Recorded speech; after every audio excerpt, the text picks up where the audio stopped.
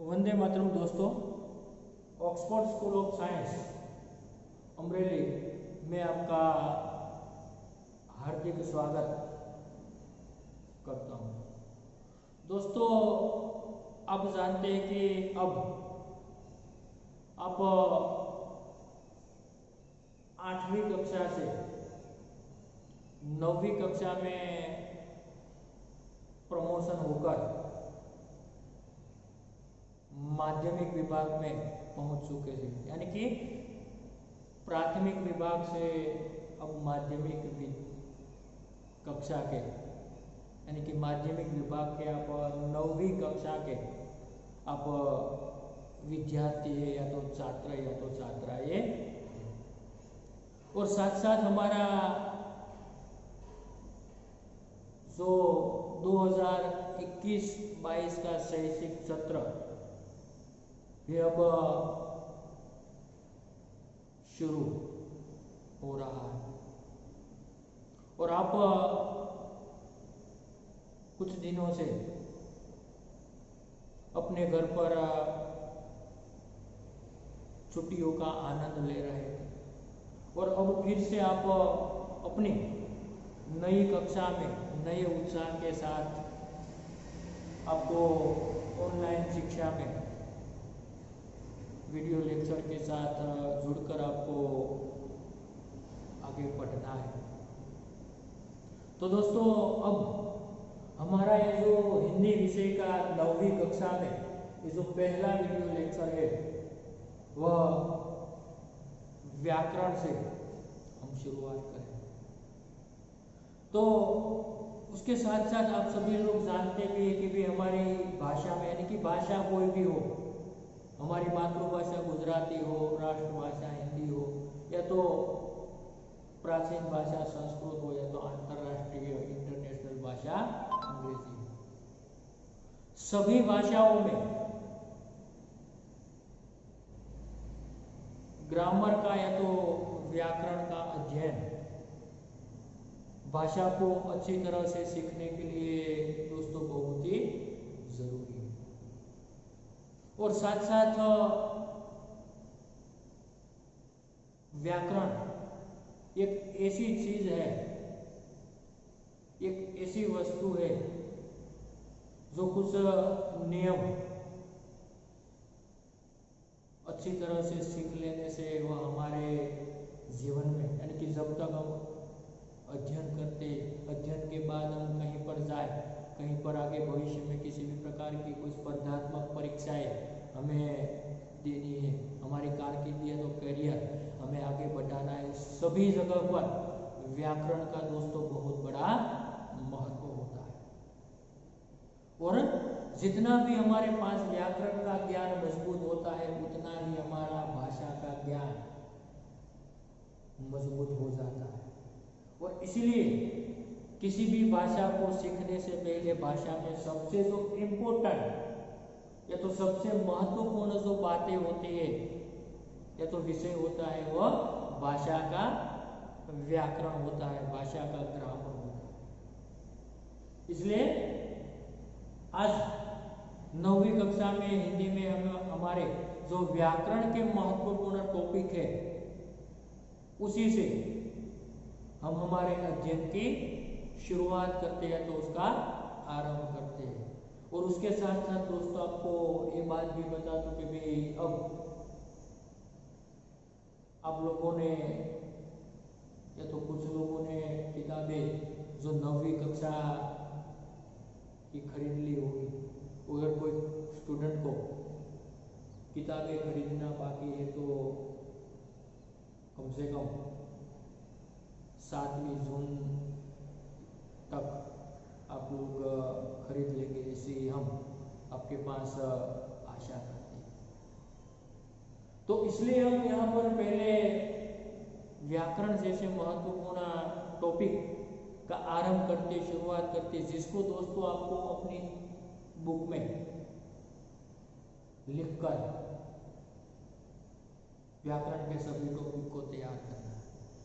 मैं दोस्तों आपको यहाँ पर बोर्ड पर लिखकर सभी ग्रामर के जो टॉपिक है, सभी मुद्दे हैं, उसे आपको समझाऊंगा, और साथ साथ आपको वीडियो लेक्चर देखते वक्त उन टॉपिक को समझकर आप अपनी बुक में अच्छी तरह से सुंदर अक्षर से आपको लिख लेना है।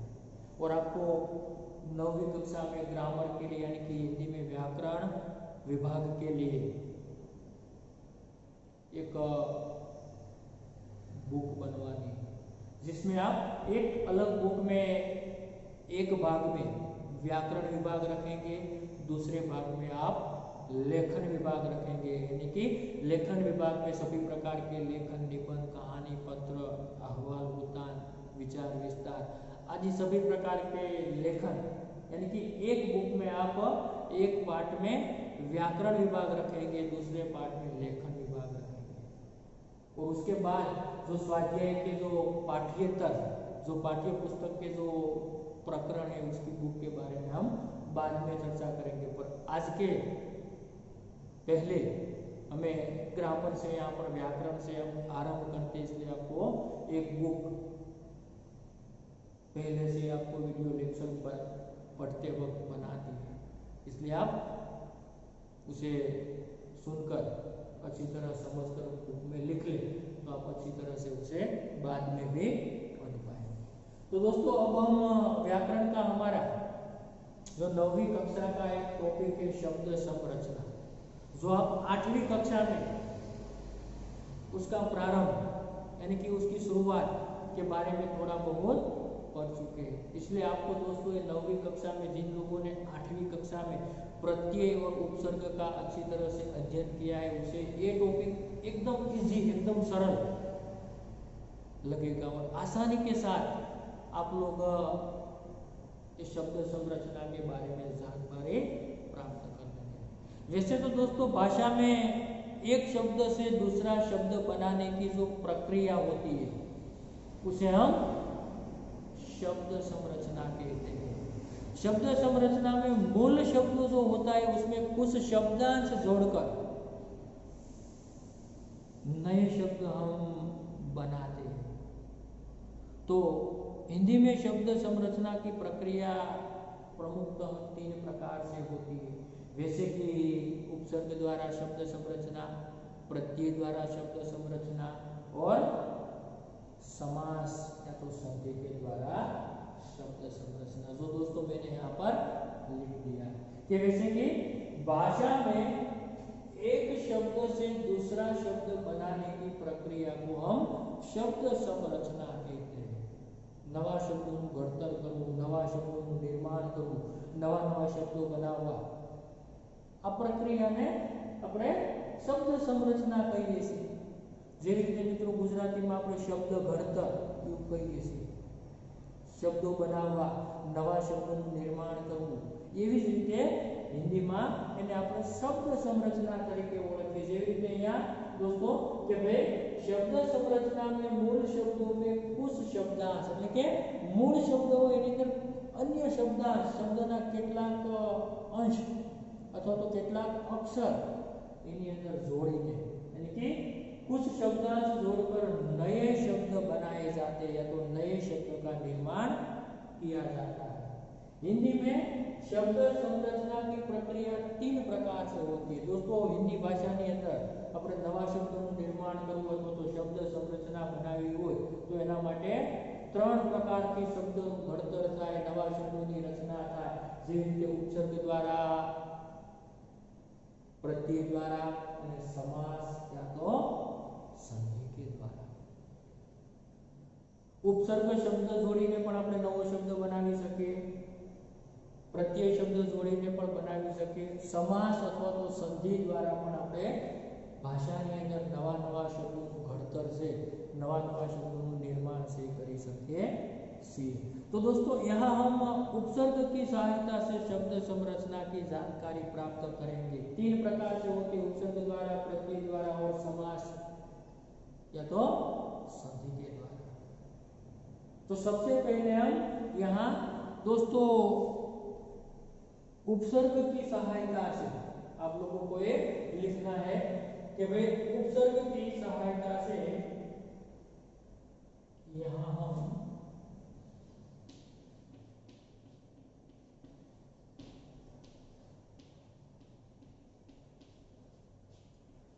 उपसर्ग की सहायता से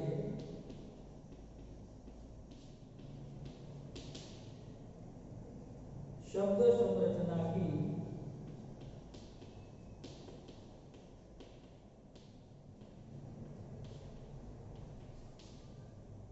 जानकारी प्राप्त करेंगे।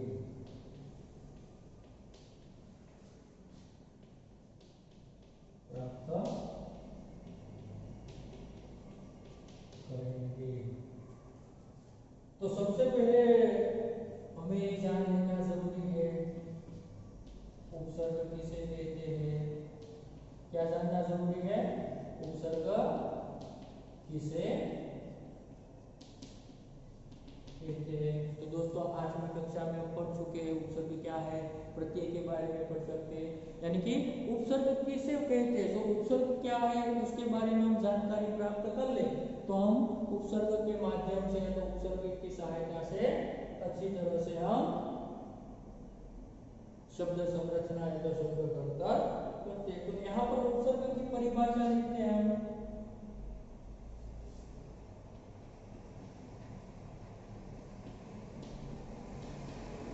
जैसे कि वे शब्दांश क्या है, वे शब्दांश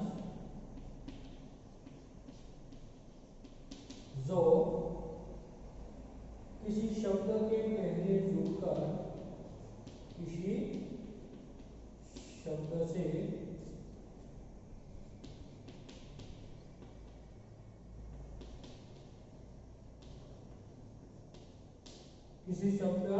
पहले जुड़कर नए शब्द का निर्माण करता है, नए शब्द का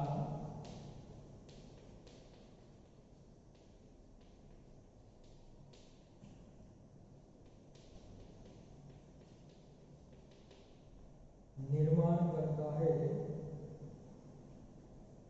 और उसके अर्थ में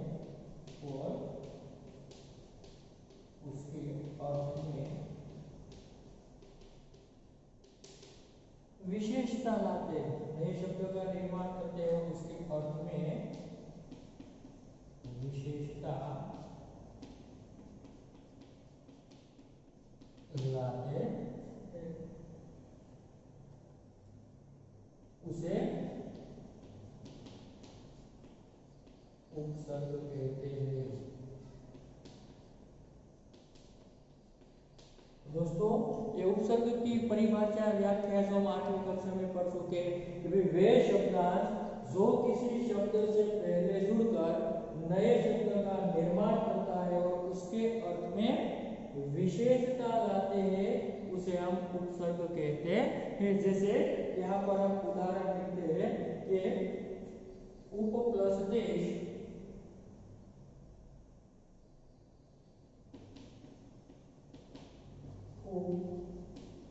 धन देश स्व देश और वी देश। तो यहाँ दोस्तों हम जानते हैं कि भाई यहाँ ये जो हमने उदाहरण लिखा जैसे कि उपदेश,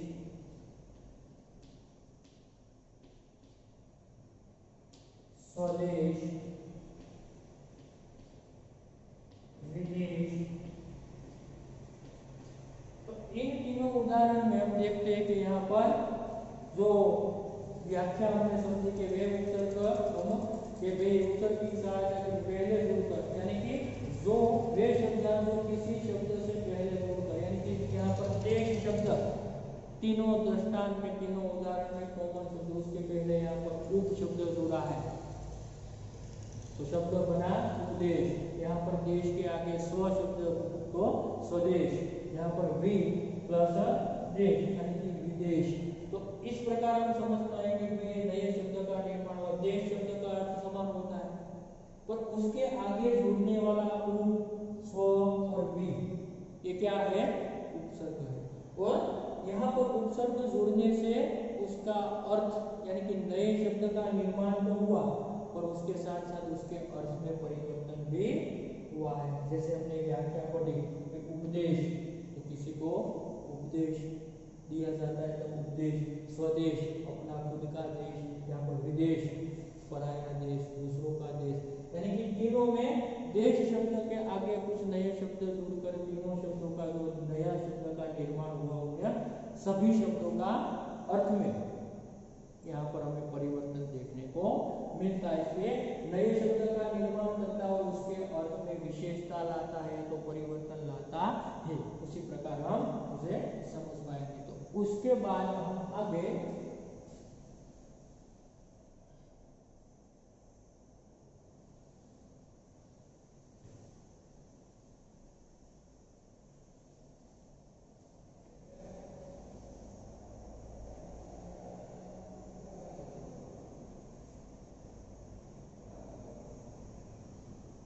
तो इसी प्रकार दोस्तों उपयुक्त उदाहरण से हमने यहाँ पर देखा उपयुक्त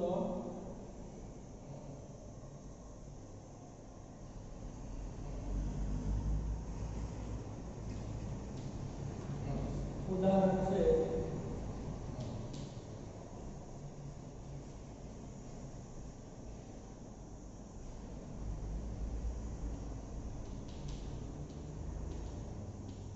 देश शब्द से पूर्व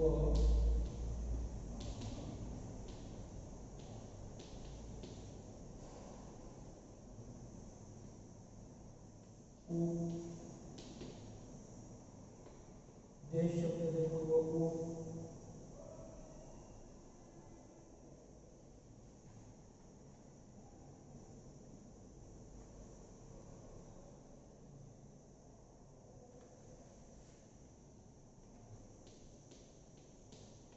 उपसर्ग जोड़ने से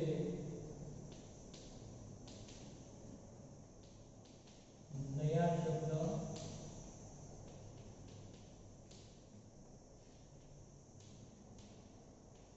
उपदेश बना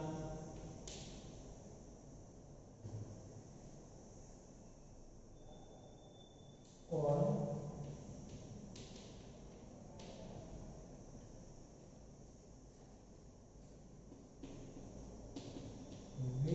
उपसर्ग जोड़ने से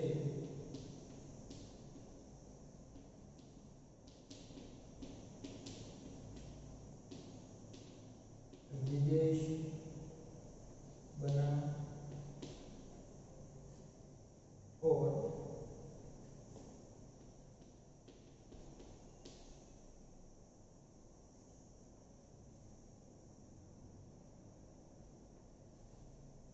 स्व उपसर्ग जोड़ने से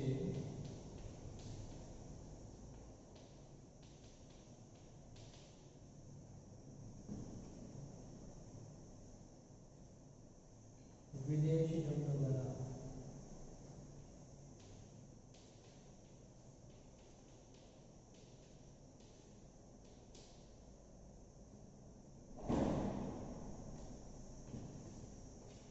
अतः यहाँ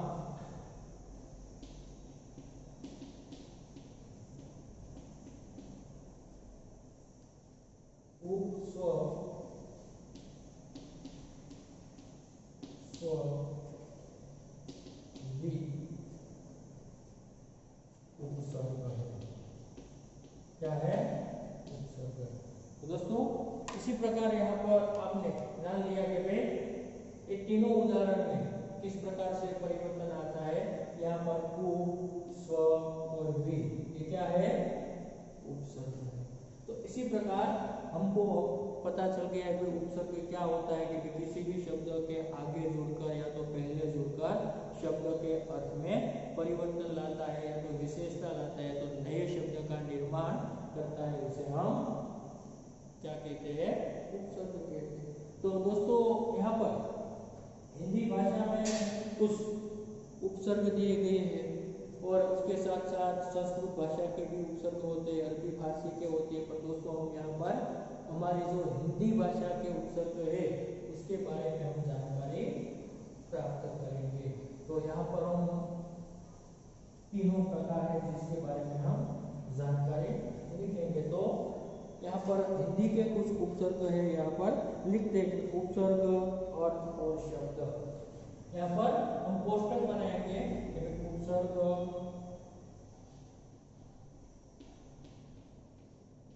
फिर इसका अर्थ और उसका निर्माण पाने वाला नया शब्द कैसे बनता है। ये क्या है?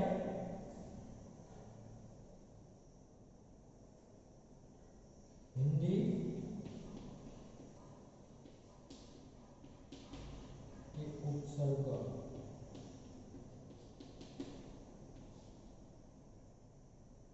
कि भाई उपसर्ग, अर्थ और शब्द, यानी कि जो जो हिंदी भाषा के भीतर हिंदी भाषा में आने वाले जो उपसर्ग होते हैं, उसी उपसर्ग के माध्यम से कुछ शब्द, उसके अर्थ क्या होते हैं और उसके नए शब्द कौन से होते हैं, उसके बारे में हम जानकारी लेते हैं। तो सबसे पहला उपसर्ग है दोस्तों अउपसर्ग।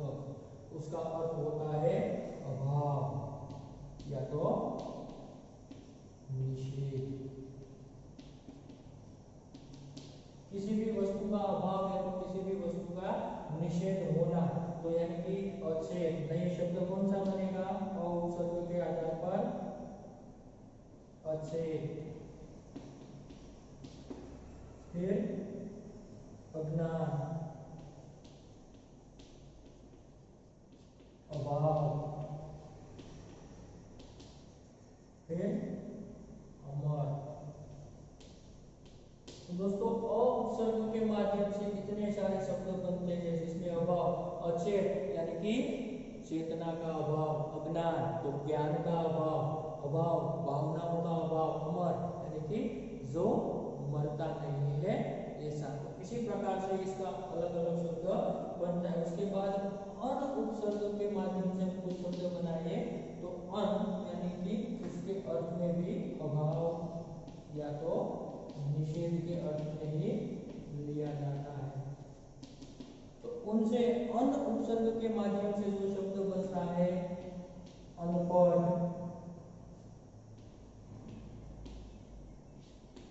अनमोल,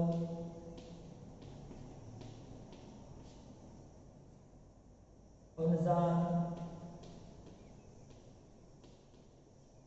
इसका भी अर्थ होगा दोस्तों अनपढ़ यानी कि जो पढ़ा नहीं है, अनपढ़ है, जो पढ़ने का अभाव, अनमोल मूल्य का अभाव, अनजान जानकारी का अभाव। तो इसी प्रकार के शब्दों की हमें सूची मिलती है। उसके बाद अध, तीसरा उपसर्ग है अध। अर्थ क्या होगा? आधा। नए शब्द बनेंगे अधपका,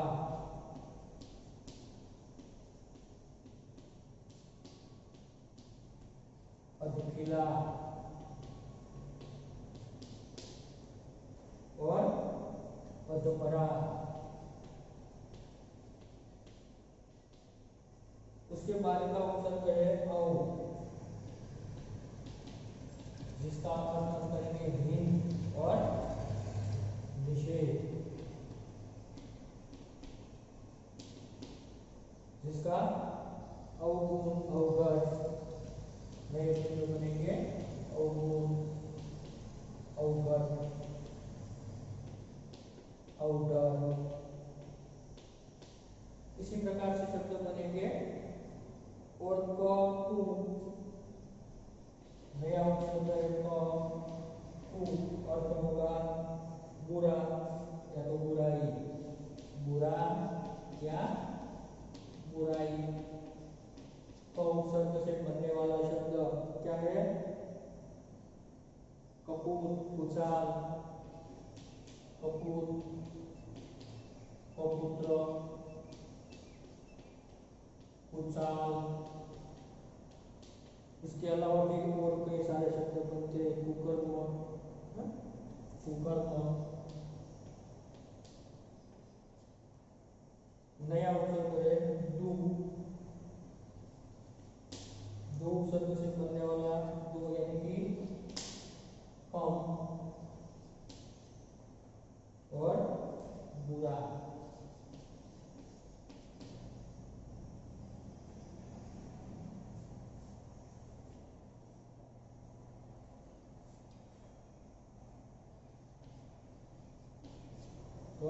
दू से दुबला, दुकाल, अर्थ होगा दुबला, दुकाल। इसके अलावा है यहाँ पर दोस्तों हम लिखते हैं अन्य उपसर्ग है, जैसे कि नि, निषेध। अर्थ क्या होगा? निषेध। शब्द बनेगा निकम्मा, नियंता। और उपसर्ग लेते हैं बिन, जिसका अर्थ भी होगा अभाव या तो निषेध।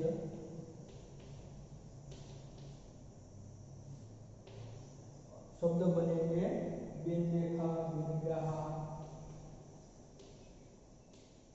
बिन देखा,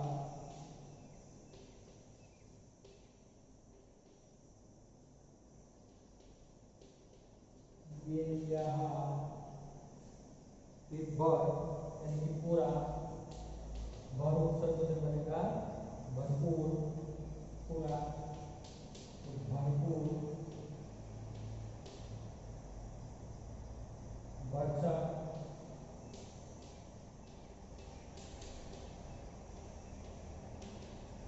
भरपेट, सो, अच्छा, ये तो सही।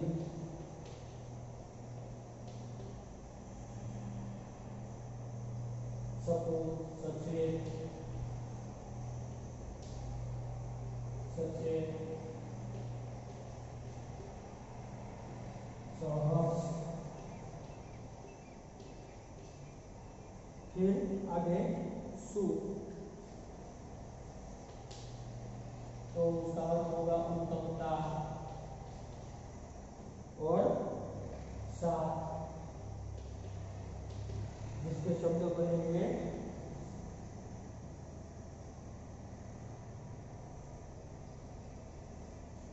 सुजान,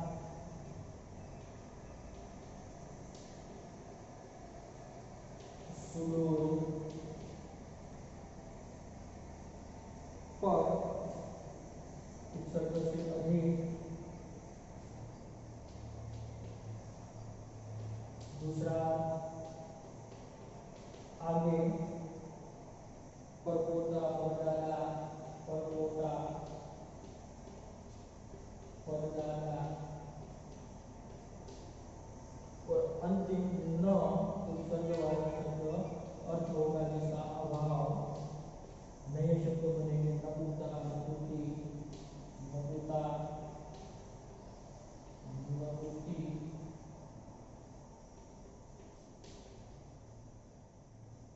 नगण्य। तो इसी प्रकार दोस्तों हमने ये जो हमारी हिंदी भाषा के उपसर्ग की सूची है यहाँ पर आपके सामने रखने का प्रयास की। इसके अलावा संस्कृत, अरबी, फारसी भाषा के कई सारे उपसर्ग है जो आपकी किताब में भी आपको अच्छी तरह से दिया गया है। जिसका भी आप किताब आपके पास हो तो उसमें भी आप देखकर विस्तार से उसे पढ़कर आप अध्ययन कर सकते हैं। पर हमारे लिए ये जो जरूरी है ये हमारे हिंदी भाषा के जो उपसर्ग है, मैंने यहाँ पर 3 पार्ट में उपसर्ग, अर्थ और शब्द, इसी प्रकार यहाँ पर अ, अन, अर्थ, भाव, क, दु, जिसका अर्थ किस प्रकार हो उसके आधार पर कौन कौन से शब्द का निर्माण होता है उसके बारे में आपको बनाकर आपके सामने रखने का प्रयास किया। तो अब आपको यहाँ पर निषेध पर निकम्मा, निहंता, बिन तो अभाव सूचित करता है, और बिन देखा, बिन ब्याह, ब्याह का अभाव,